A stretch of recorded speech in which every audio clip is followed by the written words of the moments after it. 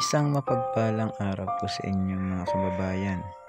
Naalala niyo pa po ba ang batang may kalaro na duwende at tumatakas sa alas 12 ng hating gabi upang makipagkita sa di umanong mga engkantong nagyayaya sa kanya na makipaglaro? Ito po ang kanyang sitwasyon na ngayon. Halos hindi po siya pinalalabas ng bahay ng kanyang mga magulang dahil sa takot na baka daw dalahin na ito ng mga duwinding laging nag-aayaya sa kanya. Atin pong muling binalikan siya sa kanilang lugar at halos hindi na po siya pinag-aaral ng mga magulang dahil po nasa kanyang kondisyon na minsan po ay tumatakas pa ito sa kanyang mga magulang kapag oras na ng pagtulog.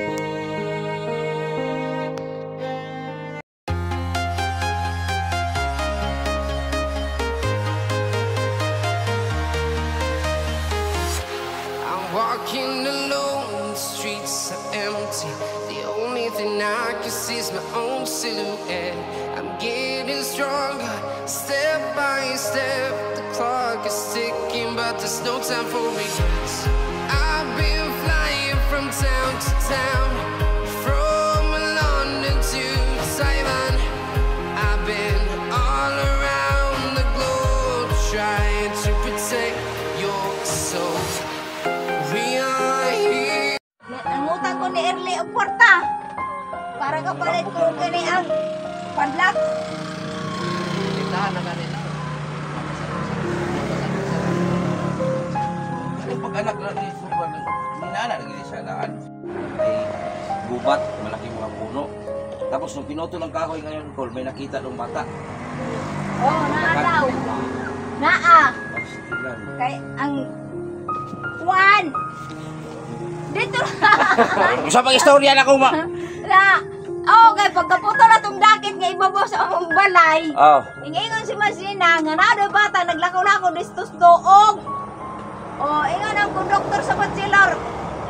Kanang ti, na lagi may nakitang bata diha ti pag-agi na mo kanang mga hapit alas 12 sa gabi eh.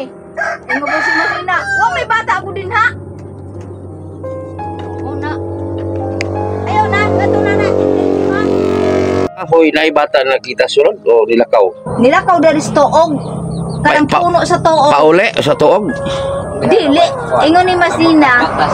Nangutana na itong konduktor sa Bachelor nga, kanang ti, nakakita lagi may bata din ha. Napari bata din ha sa may tuog. Oh. Ingon pa si Masina, wala mang may bata na din ha, kaya wala may tao din na muyo. Oh. Guba naman tong balay atong nagpuyo din ha kay, kana laging na ay iyang kuan siyang anak. Oh. Nakita ang gila iti? Alangan, nagkakadog yung bata. Hala ka, grabe Nakuha ka ng unano. Oh. O mo, yun. Diyan, naglakaw na Laka. Kristo. O, Sige lang nga to ti. naong good bata. Wala bang yung nilang gipit, eh? Kilala mo yung nakikita? Kilala mo yung nasa Bachelor? Dili. Wah, puta no to. Puta no to sa Bachelor ba? Masina man po nag-ingon. Hala no? Basin mads kay tauan ba yan na din tuog. Kay sa una lang, basta lagi itong nagbanggaay nga mga Ya. sakyanan. Oo! Ya nagbangga. Basig mo to hinungdan. Baliskad lagi itong Basig na namatay bata diha. ambot lang sa unang panahon. Basig na nabangga ba Basin sa sakyanan una ba? gani. Ay nagbangga sakyanan tapos ay bata namatay. Agoy, kadaghan naman yung kuwan. Daghan. Puntahan natin guys yung puno.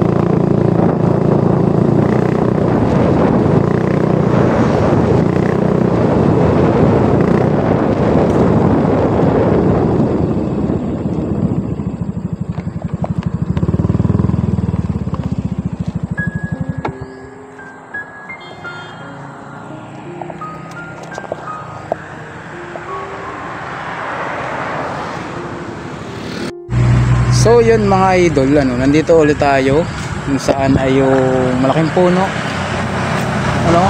na istorya na ating vlog dati na nagtrending kay Butiti, so ito po yun, ayan yung kanilang bahay sa una, yung kay bahay ni Nanay Frida.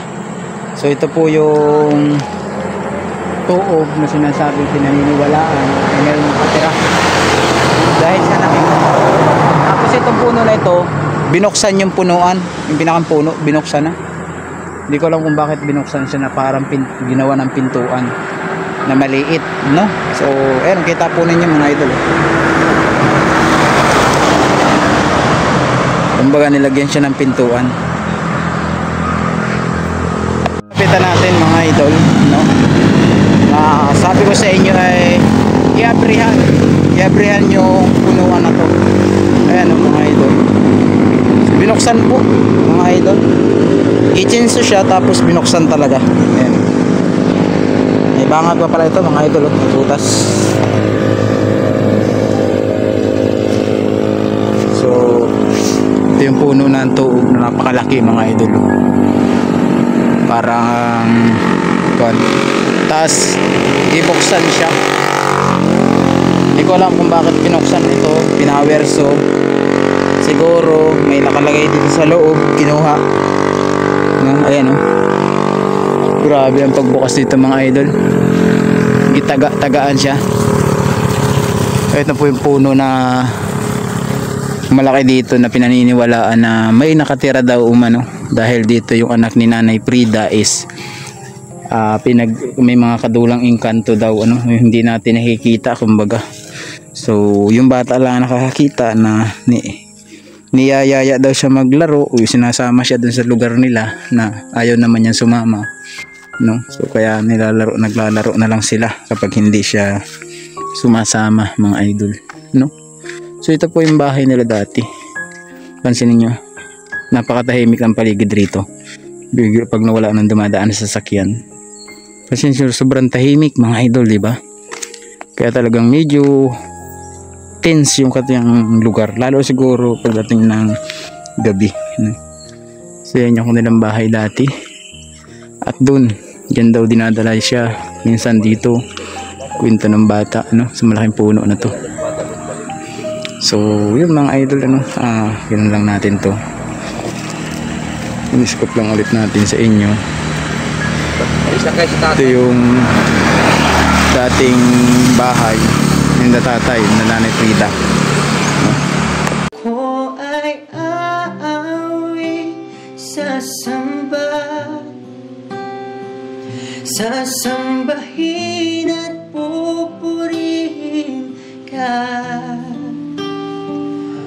purihin ka.